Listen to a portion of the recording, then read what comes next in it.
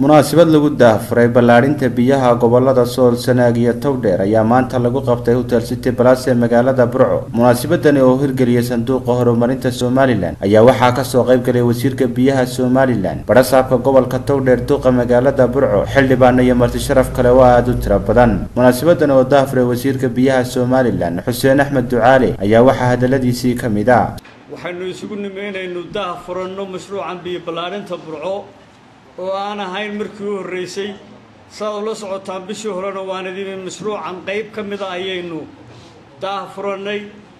maantana waxaanu daahfurnaynaa mashruucan oo ka mid ah mashaariicda biyo ballaarinta ee wasaaradda khayraadka biyuhu ay ku howlan tahay kana heshay sanduuqa aynu leenahay la yiraahdo Somali Development Fund ama sanduuqa horumarinta ee Somaliland.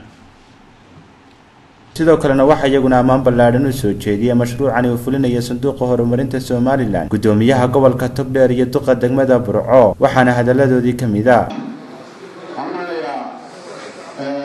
wadii qorshaha dheer soo gashay ee hawsha dadaalka badan ka soo samaysay oo wasiirku hogaaminayo ka mid yahay agaasimihii guud ee wasaaradda hadalka oo haysan yihiin iyaga tafaasiil ee ka bixin doona.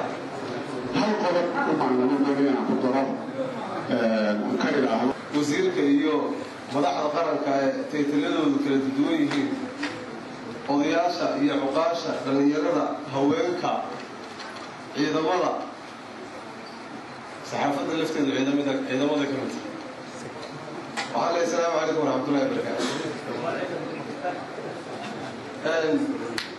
halkan maanta waxaan isugu nimi barnaamij aad iyo aad u muhiim.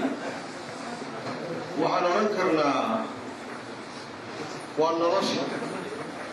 gudoomiyaha gobolka Togdheer, duqa magaalada Burco, xildhibaanada golaha deegaanka Burco iyo dhammaan marti sharafta ka soo qayb galay shirkan laan kasta ama maaragtay sabti kasta iyo waxaan ku salaamayaa salaanta islaamka. assalaamu calaykum waraxmatullaahi wabarakaatuh.